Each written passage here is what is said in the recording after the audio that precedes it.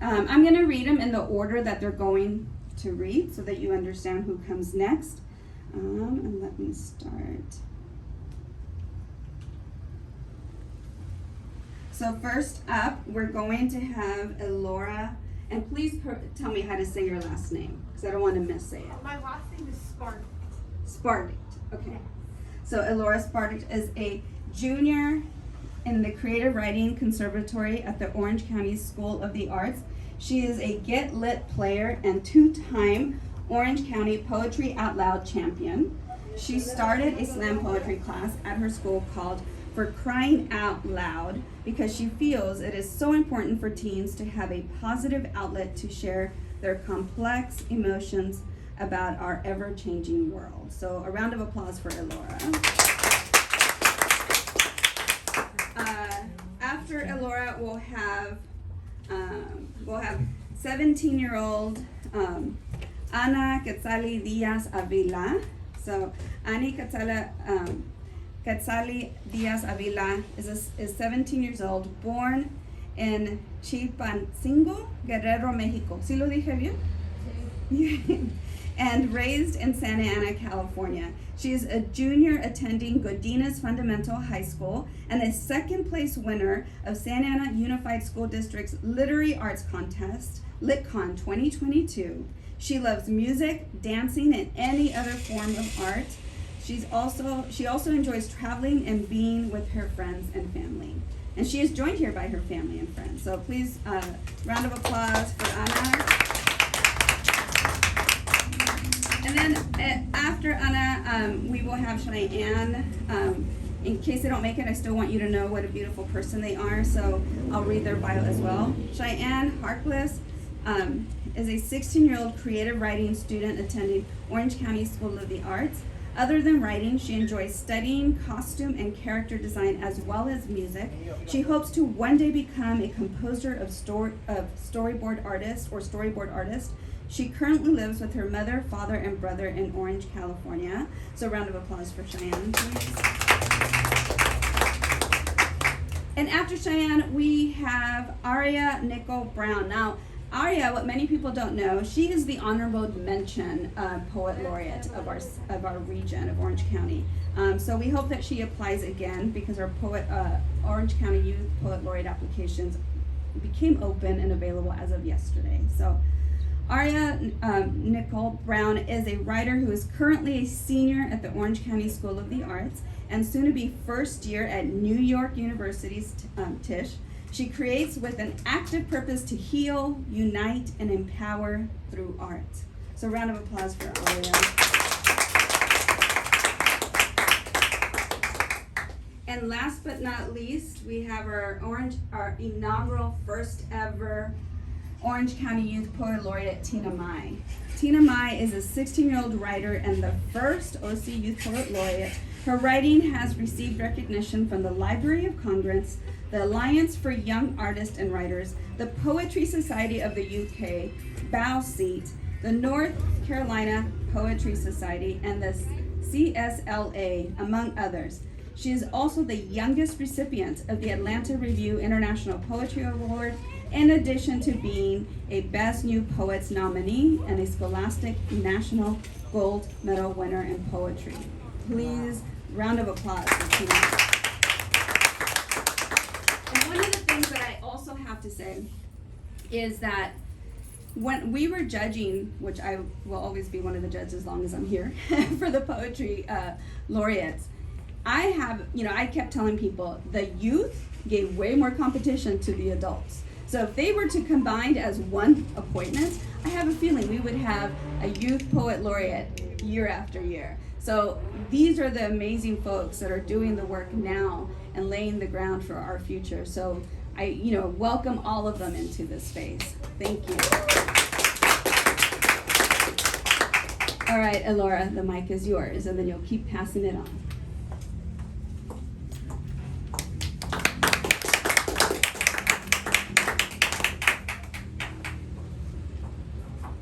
Hi, everyone. I'm very happy to be here. Let me just get my lovely little clipboard set up.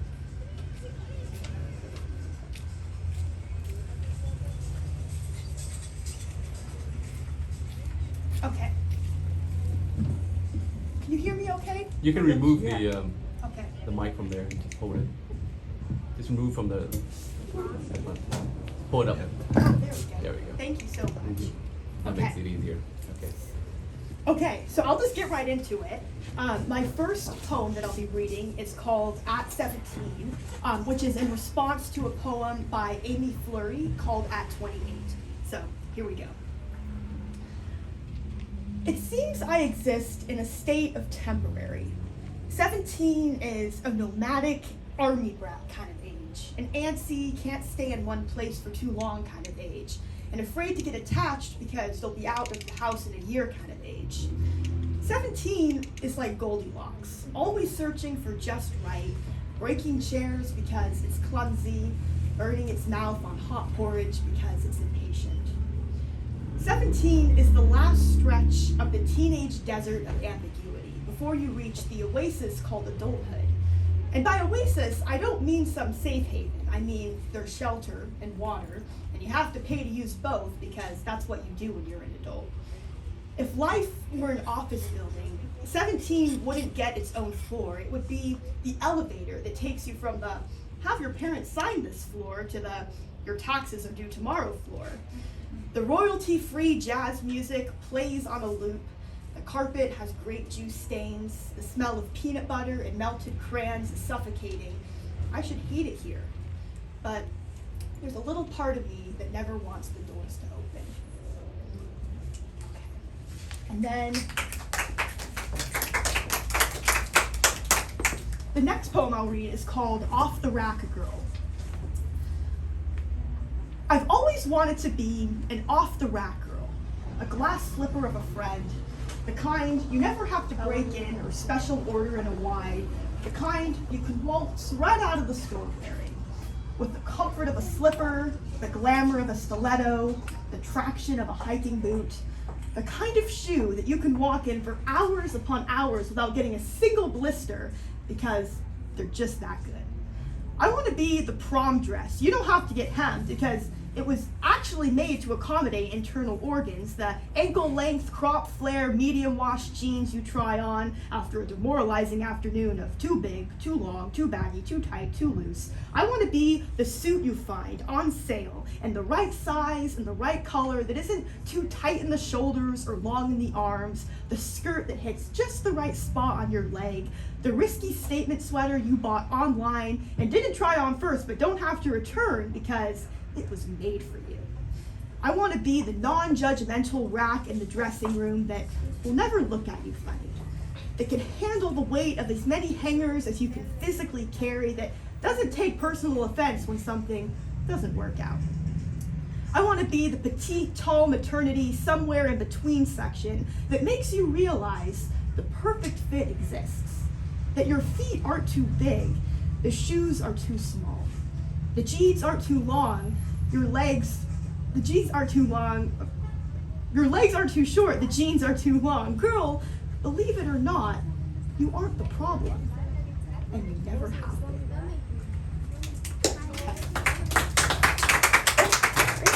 And then the last poem I'll read, let me just pick that up.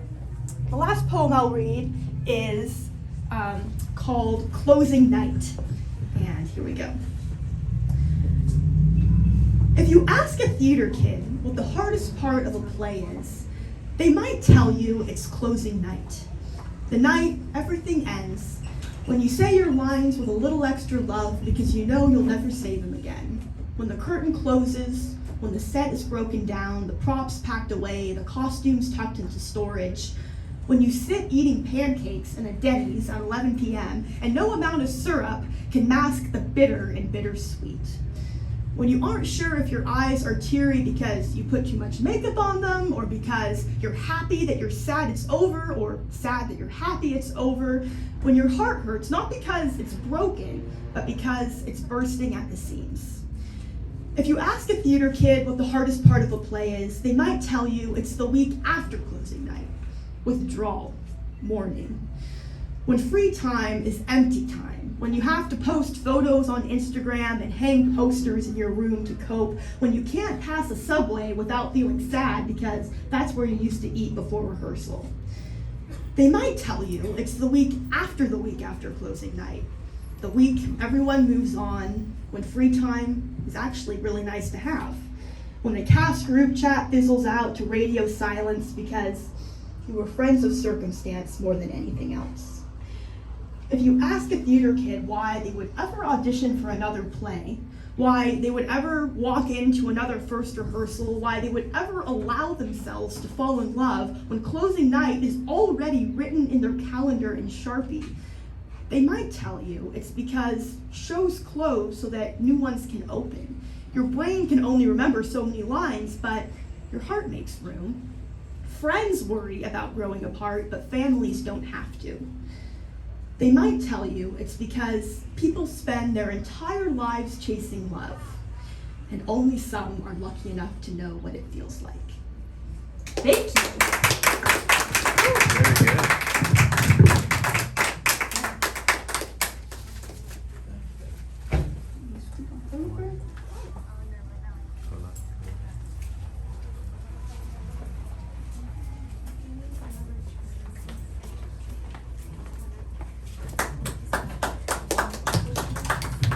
Please announce your name.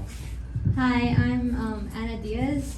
I'm 17 now, and I just want to congratulate Elora, I believe. Yeah. I want to congratulate Elora on doing such a great job on her poems because they were really good. My first poem is about a daughter and a parent having a conversation within themselves. And I apologize because some of my poems are in Spanish, so if you don't understand it, You don't I'm need to sorry. apologize for that. You don't need to apologize for that. I'm gonna give you your color. So this is multilingual space, and we welcome any language that you have. Thank you. Mama, Papa, I'm sorry. I never heard them say lo lamento. I never apologized. I was just a rosebud when my mother had my brother. I was a praised child, the perfect child, the eldest. My sweet little girl will do unbelievable things. Success was a goal set since I was a child. You were taught that if you didn't continue after high school, you wouldn't make it. I always tell her, they always told me, cruzamos para que tengas muchas oportunidades. I owed them that. I want to see her thrive. Yet they were so blinded by having a perfect daughter, my perfect daughter. They didn't realize the hard work I put into having a normal teenage life that became a prison. The nights were long. Missing assignment, failed exam. I'm trying, Mama, I'm tired. She never leaves her room. I get a B in class and I'm not good enough. They demand A's. It's embarrassing to speak of her to others. It's annoying. Todo lo que tienes que hacer es ir a la escuela y sacar buenas calificaciones. Papa, I'm tired. Why can't you hear me? She's not trying anymore. All I wish you could tell me is, está bien, mija, take a break. I love you, lo lamento. They show me they love me in other ways. We give her everything she needs. I feel like a tool used to prove to others that they raised the perfect daughter, the perfect trophy. But I am the daughter who can no longer stand the guilt and frustration of wanting to give up and not being able to. She's so ungrateful. We go to work every day to give her what she needs. I yell and they can't hear me. I'm drowning and they fail to hear my screams. Mama, I'm tired. Papa, help me. She's not trying. The perfect daughter is gone. Lo lamento. I'm sorry.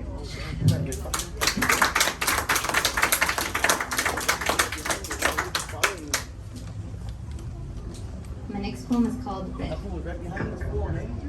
You're like a knife that has slowly plunged itself into my life, bleeding me out, not letting me live a life that I desire. But I always run back to you. The obsession I have with the pain you caused me is an addiction I cannot escape.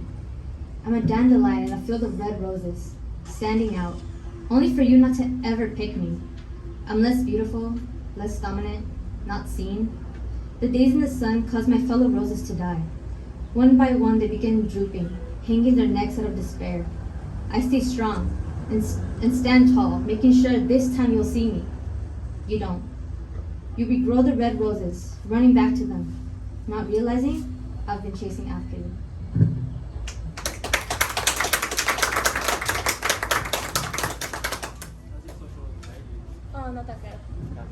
next one is called Where Are You From? Déjenme pintarles una imagen. Verde, blanco y rojo. Un águila color marrón en el centro de una bandera que baila con los vientos salados de Acapulco, Guerrero, México. A una hora de ahí, la gente morena de Chilpo, al sonido de una campanita, sale a comprar raspados de mango, vainilla y fresa. El mole rojo y verde huele desde la calle principal. Las campanadas de las iglesias, avisándoles a todos que ya ha empezado la misa. Y los niños en el centro pidiéndoles a sus padres que esperen hasta que termine el payaso con su actuación. Nacida en paraíso, but raised in foreign lands. Red, white, and blue. An eagle representing a whole nation where diversity is immense. People of all colors, sexual orientations, and religions, commuting in one location. Childhood memories consisting of counting bears in first grade, field trips to national parks, and saluting to the flag, and memorizing all 50 states in a song of 3 minutes. A wave of uncertainty hits, overwhelming me with the idea of not knowing where I belong. The question, where are you from, is one I never know how to answer. I was raised in paradise, but now it feels like I'm from foreign lands. Very good. Can you guys turn the speaker the other way? Turn the speaker the other way. Where's the... Oh, this is the face? Oh, okay, that's perfect. Perfect. Thank you. Bravo.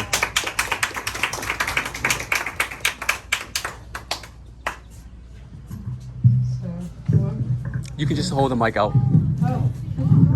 Just hold the mic out. It's all right. Just pull it up. There you go. That's better. All right. Hello, my name is Cheyenne Harkless. I'm from Orange County School of the Arts, and I have 2 poems for you today, both of them very different, but each inspired by media that has changed my life. The first is Writing a Day. Those planes I traveled, place to place, moments blinking, breathing, hair flying, the sky open above me. That was where my soul flourished. I could feel the wind, the chill biting at my ears. I could see the grass, tramped beneath the heavy hooves of a sprinting, shining mare. I could hear the birds sounding as they flew far south, the scent of the sun telling winter's arrival, so soon to settle inland. The hands of time pulled, begging my name, asking me away from this life. Oh, how they wanted me back. Oh, how they told me to leave. This place between dreams and sky blue daydreams. My place? I have known many, but joy thrived within me here. Could I have stayed if I asked? Could I have stayed if I asked?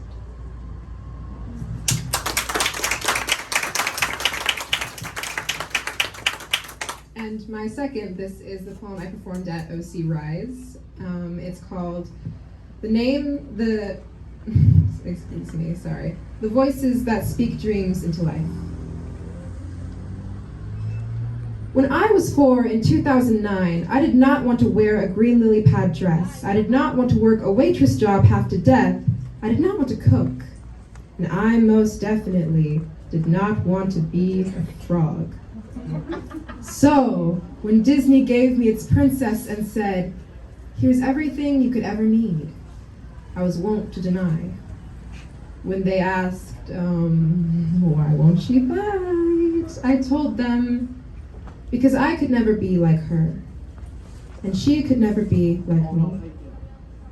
In the heyday of my young childhood, I could count on a hand the number of black protagonists I knew. In the heyday of my young childhood, I couldn't tell you how many times I felt a little to the left, a little out of place, a little like I didn't belong in this space populated by pristine princesses, and a little bit of lost glory in my own troubled curls. When the name Ahsoka Tano existed whispered amongst those who had no one else, of a Jedi with orange skin that could be black, that could be dark if we imagined hard enough, but who could never be ours in the light. For Lando was a member of the rebellion, but stern old Mace Windu was the only one who ever wielded a saber. At least until Finn broke his chains. And to be frank, or to be Finn, what 10-year-old would say Mace Windu's name when the Force is awakened to one so much more true to their own? Because Doc McStuffins wasn't a princess, but could be if she wanted to be, could be a doctor if she wanted to be, who could be me. Me who could be China Park singing on Ant Farm because she was singing as me, she was me. Look, Disney, this is what I need. Characters who are living their fantasies, who do not need to be the underprivileged pleased, be breaking their backs to get where they are. China Parks is singing, and her voice is my own. Since 2009, when I didn't know superhero love, I have watched Miles Morales star in a movie made for him, where he trips and stumbles because Spider-Man is supposed to be awkward, where he comes into his own and amazes the crowds with the exaggerated swagger of a black teen, because Spider-Man is supposed to save the world. Because now it's not just Storm. Miles is here too, and he's coming with an army of inspiration for a nation who has always hungered for more.